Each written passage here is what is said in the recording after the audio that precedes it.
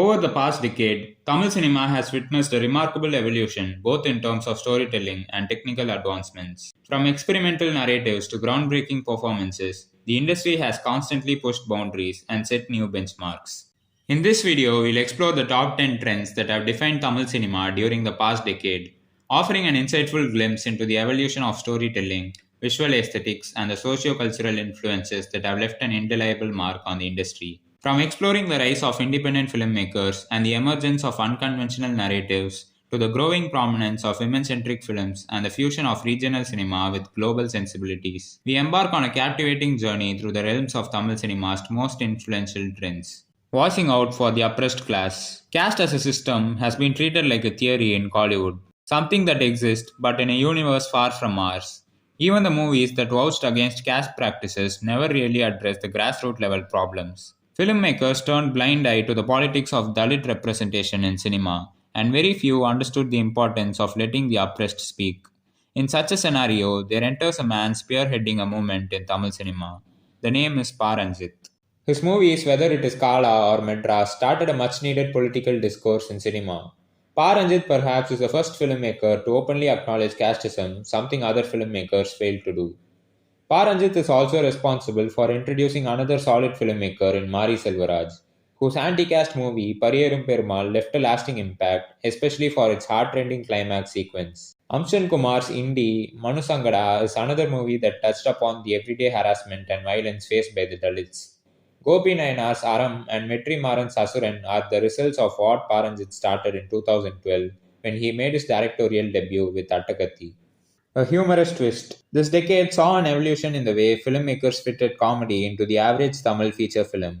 This meant that comedians' roles too evolved. Today, if the hero has 50 days call sheet, the comedian has to give 45 days. Except for the fight sequences, the comedian is everywhere. Even in songs, filmmakers have started to bring the comedian in. Actor Suri explains it the best.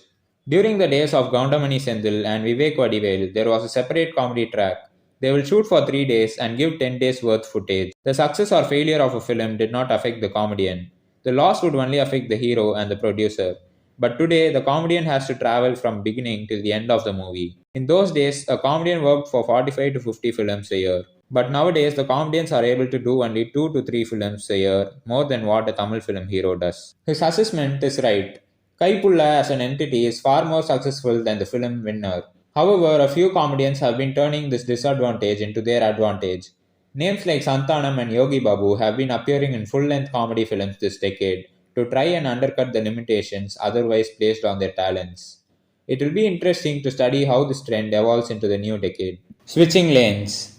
Talent tends to go places, and so the advent of television was a godsend for artists itching to make the switch over to the silver screen. The biggest movie star in India to have ever crossed over from television till date has to be Shah Rukh Khan. Closer home, we can cite actors like Madhavan and Sivakarthikeyan. Except this past decade saw more names make this transition, and interestingly, a handful of them made the switch from an ever smaller screen, YouTube. Names like RJ Vignesh Kant and Chara, whom are now prominent comedians in Tamil films, came to prominence through YouTube skits via their respective channels Black Sheep and Temple Monkeys.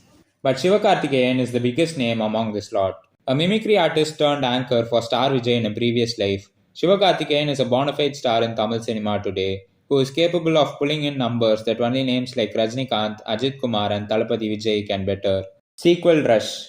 A sequel has to make sense. One important criteria is that the original film should have made so much money at the box office that it was impossible to overlook the economic windfall a sequel offers, or the original should have at least earned a cult status to warrant a discussion about the second film.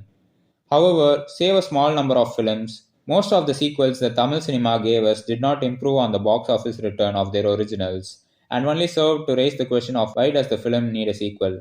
One filmmaker who managed to build a sequel of successes was Raghava Lawrence, whose three Kanchana films this decade managed to improve upon its return on investment with each film. It also inspired other filmmakers and producers to invest in many more films in the horror comedy genre, and which also spawned sequels of their own like Aranmane 2, Darling 2, and Dillikaduddu 2. In full form, what has emerged in the last few years is the rise of what is now a popular subgenre, farmers issue. It is not like there haven't been movies centered around farmers or spoke about their issues in the past, but there are two different aspects to that. If the movie's overall design has a farmer at the center, like Kadesi Vivasayi, then there is absolutely no room for doubts over the film's intent. Case 2 is when filmmakers milk a societal issue to its maximum potential to elicit responses from the audiences. That is, when the problem arises if the climax of Kana had Aishwarya Rajesh making a loud statement emphasizing the importance of farming, Surya and Kapan took it to a whole different level. All of which is to say that the farmers issue is the hottest subgenre in Tamil cinema and has become an easy gateway for filmmakers to package valuable messages. How do you release a film on time? This decade will also go down infamously as one during which the true trappings of the film industry hit producers, directors, and actors hard, even those who had been around for decades. With films being made faster than one could say cut, even big names struggle to get screens and coveted festive dates. That, coupled with financial issues, residual drama from previous films, and court cases, have seen many a flick miss its announced date. The emergence of female centric films. When Nayanthara gets an early morning show in the theatres that are usually reserved for top male stars, you know that she has earned the tag of female superstar. Films like Kolamav Gokila, Aira, and Aram rode on her popularity and talent. And even as she did heroine oriented subjects, she was also a part of films like Talapati Vijay's Bigil and Ajit's Viswasam. Like Nayanthara, Jyotika too starred in a few strong women oriented subjects like Muppatiyar Vaidinile and Rachasi, and went strong in her second innings in the Tamil film industry. The confidence that these seniors had gave an impetus to younger heroines as well, like Amala Paul, who dared to do an Adai, Tapsi, who worked in Game Over, and Aishwarya Rajesh, who did Sopana Sundari.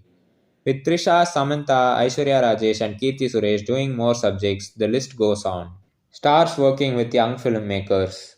Superstar Rajinikanth went on to sort of pave the way for younger filmmakers when he decided to collaborate with a relatively new Paranjit on not just one but two subsequent projects in Kabali and Kala.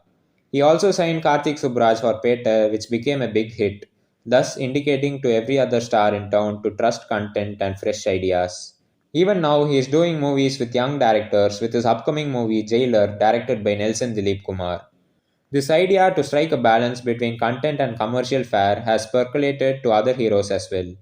Talapati Vijay seems to have seen a lot of promise in young directors, and he still continues to work with young directors in the industry. His combination with Atli gave three hit films, Teri, Mersal, and Bigil. His film with Lokesh Kanagaraj, Master, was a blockbuster, and Nelson Dilip Kumar's Beast was a commercial success. Ajit Kumar has also started backing young talent. With H. Vinod backing not only Nerkonda Parvai, he also did Valimai and Tunivu. Clearly, the stars are backing younger filmmakers who are teaming with innovative story ideas. The birth of Bollywood's multiverse. Lokesh Kanagaraj has stated that he wanted to do a shared universe of films since finishing his first feature film, Managaram. During the production of Kaidi, he had the idea and experimented with it by having many open ended plot lines in Kaidi, which he then incorporated in Vikram. By working together with Dream Warrior Pictures and RKFI as they own the properties, he established a shared universe and has announced that more projects will be releasing in the future that will be set in it. Though the name Lokesh Cinematic Universe was coined by the fans, he accepted it as official. His upcoming film Leo, which stars Talapati Vijay in the lead role, is also said to be a part of this universe. And there you have it. A fascinating journey through the decade's top 10 trends in Tamil cinema. From the rise of a multiverse to the advent of social awareness, we have witnessed a transformative era in the world of Tamil films. Like, share, and subscribe to the Film Chronicles for more such interesting videos, updates, and reviews.